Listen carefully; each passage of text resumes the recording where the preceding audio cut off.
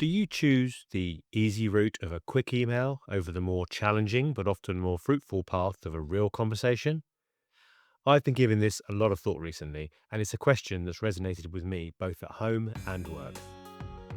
Hello, and welcome to Level Up Leadership, where we're here to help you elevate your leadership journey. I'm Lee, and this topic was sparked by an article I listened to recently about the changing nature of communication. I'll drop a link to the article in the notes. It made me reflect on my own life, not just at work, but with my family. I have two teenage boys, one at college and one at university. Not wishing to sound like a bit of an oldie, I'm going to say it. When I was their age, I didn't actually have a mobile phone. The only phone was the one in the house. And when it rang, it felt as though it was mandatory to pick it up and answer it. But that's certainly not how my boys feel about a ringing phone. There is a clear preference to communicate via text messages, and sometimes those aren't replied to for hours or days, if at all. And now I'm also watching with interest as my partner's two younger children begin to navigate the world of mobile phones and social media, and it's clear that these devices are an integral part of their lives. It got me thinking about the parallels I see in the workplace, and that's what prompted me to think about today's discussion. The topic of today's podcast is: are we losing our ability to have conversations? In this episode, we're going to dive into what a live conversation really means, explore why our reliance on emails and instant messaging can often be a symptom of an aversion to live dialogue, and, most importantly, I'll share some actionable strategies for how we, as leaders, can bring live communication back into the hearts of our teams. Okay, let's go. What do I mean by live conversation? We do have more options than just being in a room face to face. Having a live conversation could mean having a conversation over the telephone or via a video call. That still counts. It's about real-time dialogue where you can pick up on nuances and engage with another person. I've observed a trend, particularly over the last decade, where we've become overly reliant on asynchronous communication, emails, instant messages, and collaborative platforms. These tools have their place, of course. They're excellent for sharing a document, sending a quick update, or communicating with colleagues who have different working patterns or perhaps even are in different time zones. But they've become the default for far too many interactions, often to the detriment of our teams and our work. The overuse of digital communication often reminds me of a concept from the author Cal Newport, who talks about the hive mind of hyperconnectivity.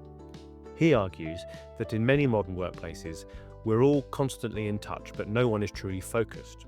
We're in a perpetual state of reacting to a barrage of pings and notifications, which creates a culture of distraction and can be a significant barrier to the effective leadership and deep work that's needed. My natural tendency lies in operating at a strategic level, shaping direction and empowering others to manage the details. But that's incredibly difficult when everyone is constantly pulled into this hive mind, responding to a stream of messages rather than focusing on the bigger picture. I believe this shift is often driven by an aversion to live conversations. It's simply easier to write an email than to have a difficult conversation in person. We can carefully craft our message, avoid any immediate pushbacks, and create a paper trail to protect ourselves. But this avoidance comes at a cost. It leads to misunderstandings, a lack of clarity, and an erosion of trust. I believe in transparent communication, even when the news is difficult. Addressing issues head-on is the only way to find solutions and move forward. I've always believed in straightforward communication and transparency. When something isn't quite right, you need to be direct and clear in your feedback. I once had a team leader who would only communicate with his staff via email, even when they were sitting a few feet away from him. When I challenged him on it, he said, "I just find it easier."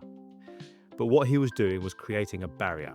His team felt disconnected, and they told me, and they were demoralized because they never had a chance to have a real dialogue. He was avoiding the human side of leadership, the coaching and the mentoring, the simple act of checking in. I had to work with him to help him understand that true leadership lies in empowering your team, not just giving them instructions. We worked on a new approach where he endeavoured to have a live in-person conversation with his team every morning unless he was physically not in the building. And that would set the tone for the day. The impact was profound. The team's morale improved, their productivity increased, and they felt a renewed sense of purpose. So how can we as leaders bring live communication back to the forefront? First, we need to champion this change. We must start by asking ourselves a simple question before we send a message. Is this a conversation that needs to be had live? If the answer is yes, then don't send an email. Pick up the phone or schedule a quick chat. I've always found that my most effective conversations have always been direct and in real time. Don't hesitate to pick up the phone or schedule a quick chat. Secondly, we need to create the frameworks and the situations where others feel they can do the same. It's okay to have a conversation about having conversations. Sometimes that's a good way to start by asking your team how they want to communicate with each other and what are the rules for engagement. In fact, this has given me an idea for a future self-coaching session. Look out for an upcoming podcast where we'll talk more about communication charters. So, I want to leave you with a question to ponder. What is one thing you can do this week to shift your team's communication style from default to digital to one that prioritizes live conversation? Don't forget to follow LevelUp Leadership wherever you get your podcasts so you never miss an episode designed to help you elevate your leadership journey. If this has been helpful, please share it with your network. And until next time, keep leading, keep learning, and keep leveling up.